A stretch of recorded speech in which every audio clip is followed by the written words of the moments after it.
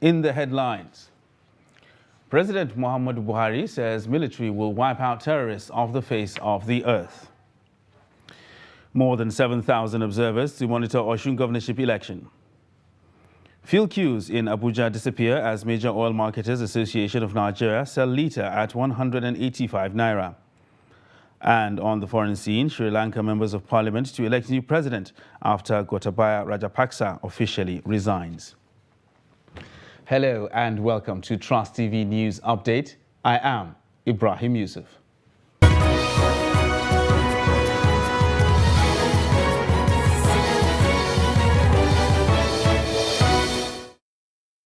Hello and welcome once again. Now, despite recent security lapses, President Muhammadu Buhari has commended the response of the armed forces of Nigeria to the Boko Haram insurgency, banditry, militancy, kidnapping, as well as activities of separatists and armed militia. The president spoke at the graduation ceremony of 247 students of the senior course 44 of the Armed Forces Command and Staff College, Jaji, Kaduna State. Kainde Amodu reports.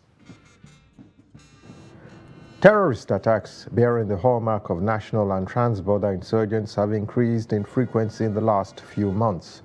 Despite looking overwhelmed at times, the Armed Forces of Nigeria has worked tirelessly to enhance its combat effectiveness, operational capability, and training necessary to eliminate threats in synergy with other institutions and nations. It will be part of our duty to confront these terrorists and insurgents and wipe them off the face of the earth.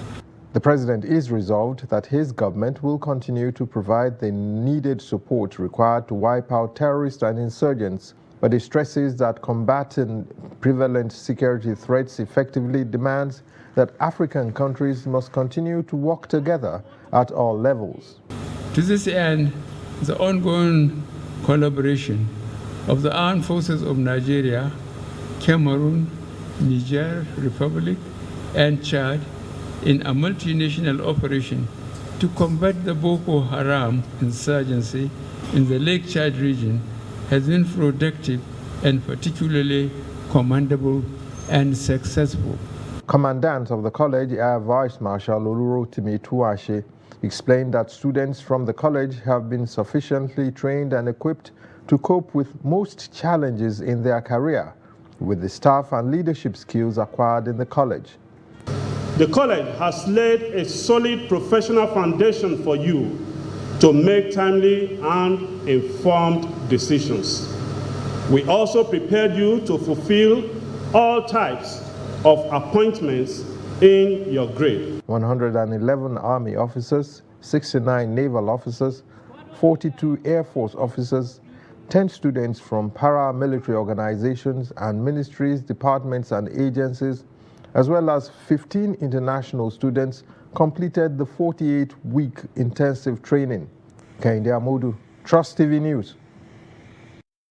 Meanwhile, Vice President Yemi Osibanjo on Thursday distanced himself from a memo said to have been written from his office and sent to President Muhammadu Buhari seeking permission to resign his membership of the All Progressives Congress APC.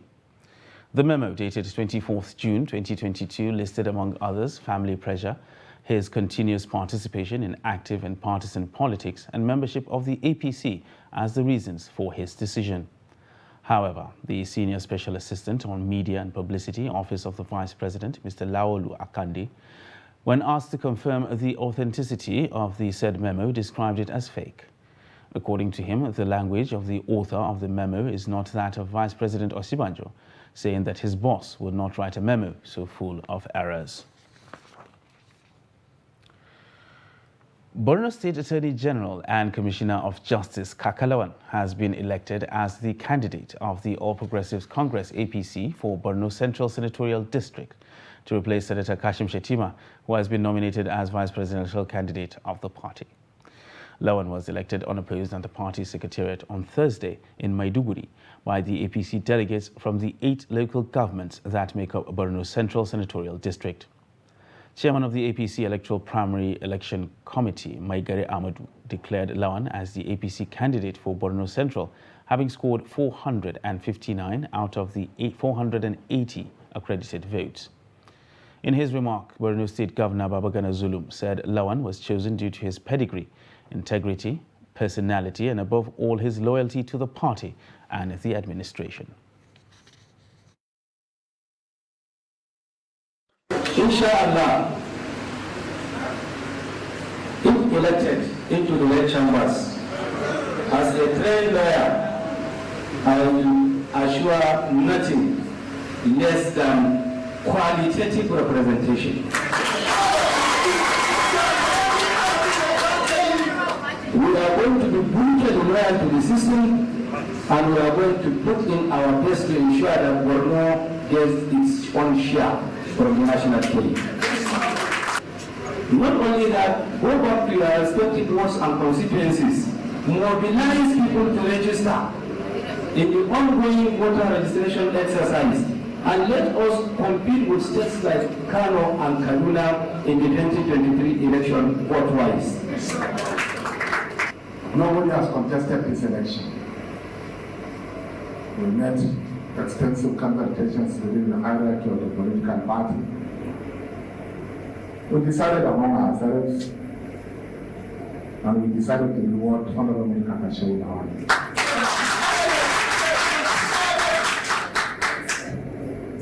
Not because it's better than the remaining people, but because we work assiduously in building the party.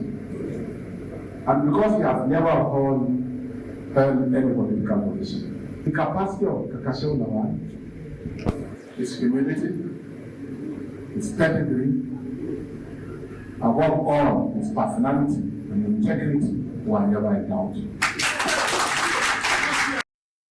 And still talking politics, stakeholders in the Osun State governorship election billed for Saturday, July 16th, say they are all ready for the poll as the stage is now set for the exercise. Hamid Oegbadi in this report gives an overview of the electioneering activities as residents gear up to elect the sixth governor of the state. His report is presented from our studio. With barely 48 hours to the 2022 Osun State governorship election, a total of 7,790 domestic and international election observers and 624 journalists have been accredited to cover the election billed to hold in 3,763 polling units across 332 ward collation centers in 30 local government areas of the state. On the security front, the Nigerian police deployed 21,000 officers and men for the election, led by Deputy Inspector General of Police Johnson Kokumo, while the Nigerian Security and Civil Defense Corps deployed 11,226 officers, led by Deputy Commandant General D.D. Mugandi. The military, Department of State Services and other security agencies also deployed their men for the Saturday election. According to the Independent National Electoral Commission, INEC, out of 1,955,657 registered voters in Osun State, 1,479,595, representing 76%, have collected their cards as at Sunday, the 10th of July, 2022.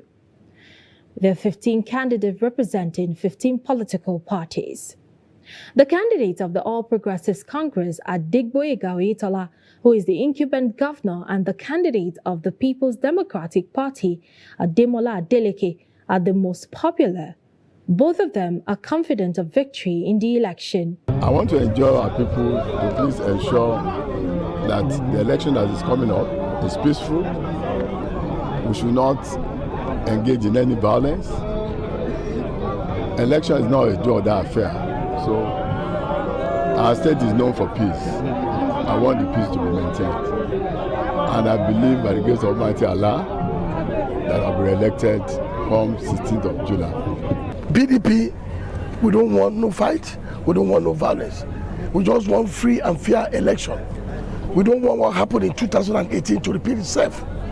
So one thing we say is that we want free and fair, credible and conclusive election this coming Saturday. And I believe Senator Ademola Jackson Adeleke, will be the governor. The INEC chairman, Professor Mahmoud Yakubu, said the commission is ready for the election. Well, every step that the commission is supposed to take, we have taken to ensure not only free, fair and transparent election, but also inclusive and conclusive elections. The head of election security, DIG Johnson Babatunde Kokuma, also said police and other security operators deployed for the election will carry out their duties diligently. We have our election security action plan, and that includes deployment to all the polling units in Osun State. It also includes the deployment to all the wards collation center, the local government collation centers, and of course the state collation center. With assurance from INEC that it will conduct a free and fair election on Osun, residents are upbeat about voting their candidate of choice come Saturday, the 16th of July, 2022. Meanwhile, the People's Redemption Party has withdrawn from the Osun governorship election, which is scheduled to take place on Saturday. National Secretary of the party, Babatunde Ali, announced the decision of the party in a statement on Thursday. The PRP blamed the decision, which comes less than 48 hours before the poll, on its governorship candidate in the state. Besides withdrawing from the race, the party set up a 5-man disciplinary committee to investigate Adediji for staying abroad without participating in campaigns, as well as trading the party for personal gain. And the Independent National Electoral Commission, INEC, in Rivers State says the viral video on social media showing permanent voters' cards allegedly discovered in a drainage system within Rumudara axis of Obia Akpo local government area has been reported to the Nigeria Police and other security agencies for investigation and further action. The Commission, in a statement signed by the Administrative Secretary, Rector Alabraba, said the outcome of the investigation will be made public once concluded. He reiterated that the Commission will continue to work with security agencies and well-meaning Nigerians to preserve the integrity of the electoral process. You're watching Trust TV News Update. And still to come on the news, more adopt family planning in Kano. Details of this and more after the break. Do stay with us. Where do they get food? How do they survive? Who is providing them with food? Are you not asking questions about the arms and ammunitions? What is the source? How are they getting it? For how long we've been fighting them? These are questions that you need to ask. Do you mean that we should vacate all our villages, all our farms, all our houses, and surrender them to bandits? And wait for police officer General Emeka all the way from Enugu to come to Kaduna and they rescue me? Defend yourself. If the federal government is serious about curtailing this banditry, I can assure you it has the strength and the forces to do it. They were angered by my absence, so they decided to burn my house. Had it been I was present when they come, they would have killed me. An kai musu naira miliyan 9 suka sako diyana sannan suka ce ni kuma ba za su kini ba. Kidnapping is just an extension of catch rustling.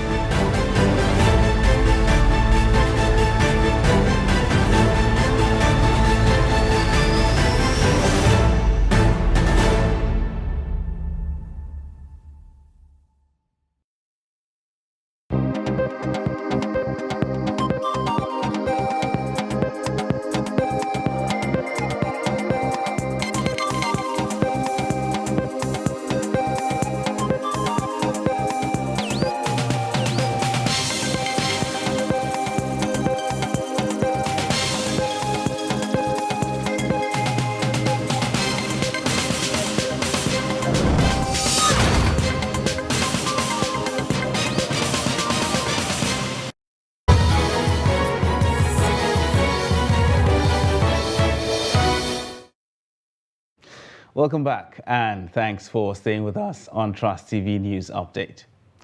Now another look at our top stories. President Buhari says military will wipe out terrorists off the face of the earth. And more than 7,000 observers to monitor Osun governorship election. Now moving on to other news. A Plateau State High Court in Jos has adjourned the trial of former governor of Plateau State, Senator John David Jang, and a former cashier in the office of the Secretary to the State Government, Yusuf Pam, for judgment. Justice C.L. Bapup adjourned the trial on Thursday, July 14th, after the adoption of final written addresses by both prosecution and defense counsel. Jang and Pam are facing trial for alleged criminal breach of trust and misappropriation of Plateau State funds to the tune of 6.3 billion naira. At the resumed hearing of the case on Thursday, counsel to the first defendant, Mike Ezechome, adopted his final written address and urged the court to discharge and acquit his client. The judge thereafter adjourned the case for judgment to a date that will be communicated to the parties.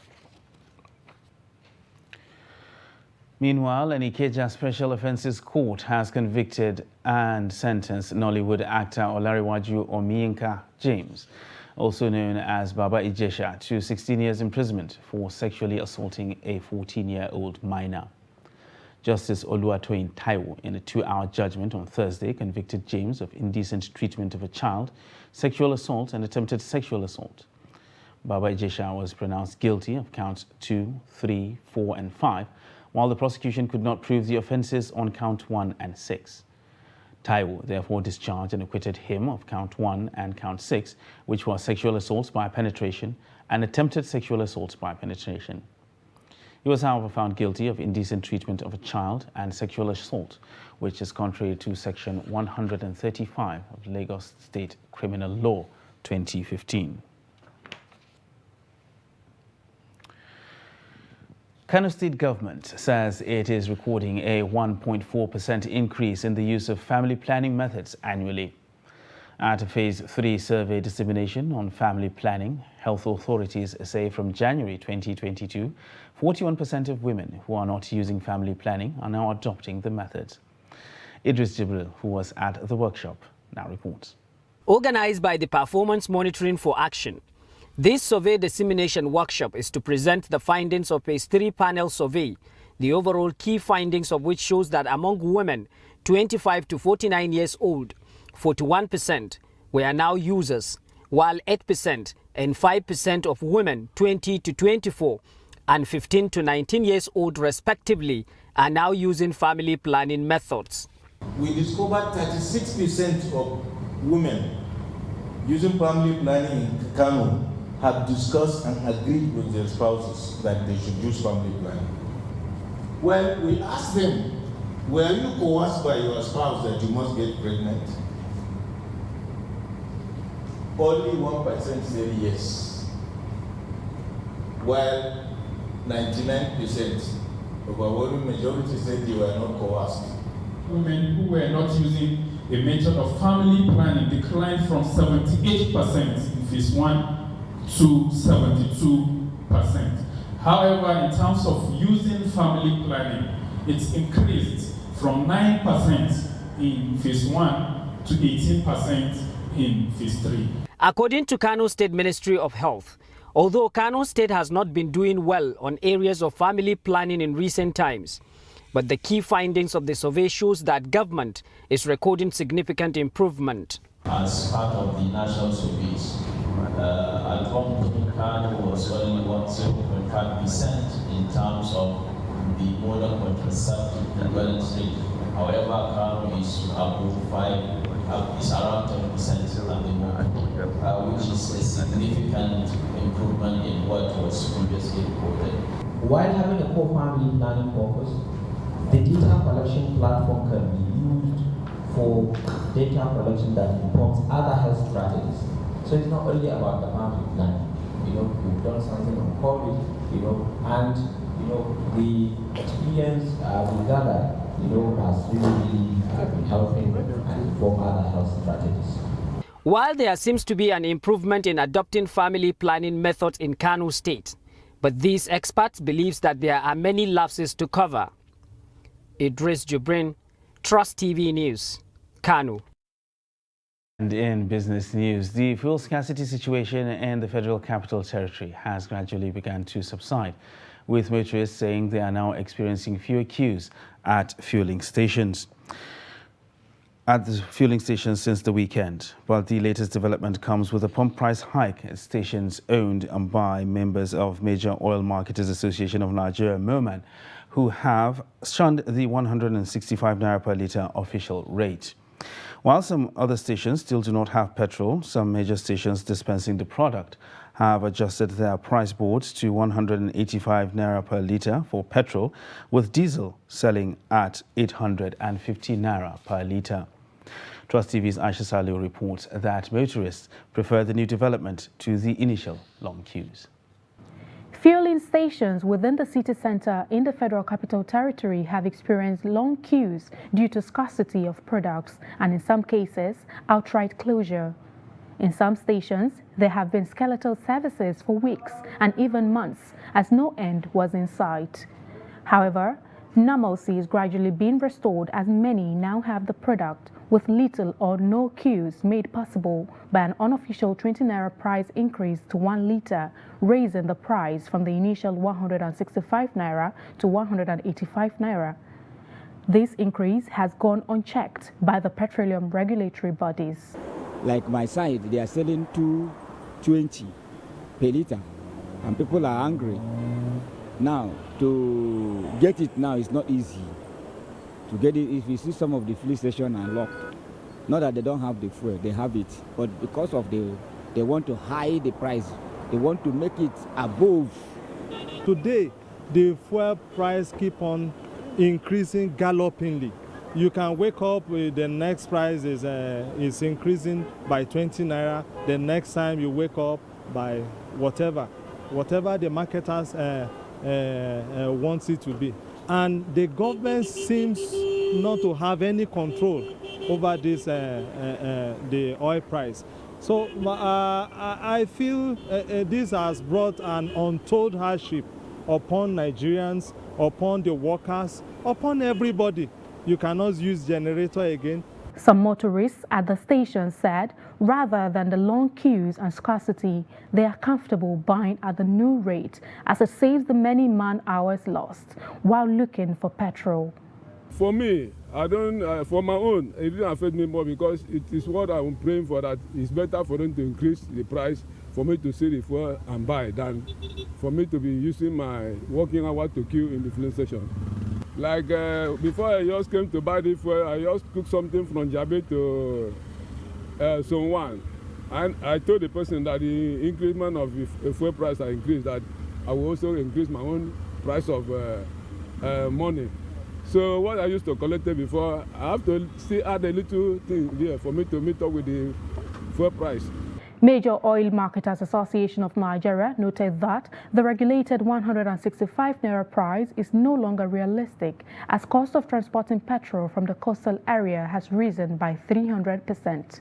This, they say, has caused the hike in petrol price, maintaining that it would be difficult to enforce any kind of price control mechanism on marketers who had to slightly adjust their prices based on how much they buy products from the depots. Aisha Salihu, Trust TV News, Abuja. And now look at the foreign scene, where Sri Lanka President Gotabaya Rajapaksa resigned on Thursday following months of mass protests in the island country.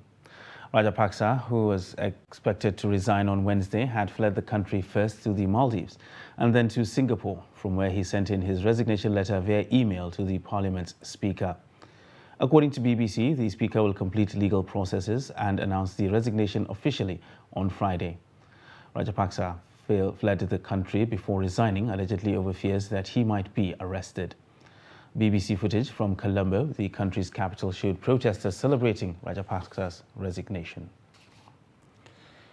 And in sports, Nigeria's senior women's football team, the Super Falcons, have qualified for the semi-final of the ongoing Women Africa Cup of Nations taking place in Morocco.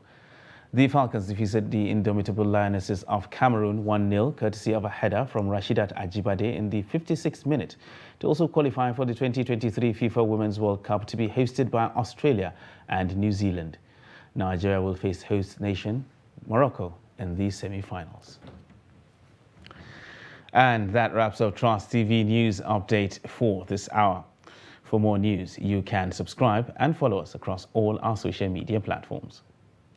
I am Ibrahim Yusuf. Thanks for watching.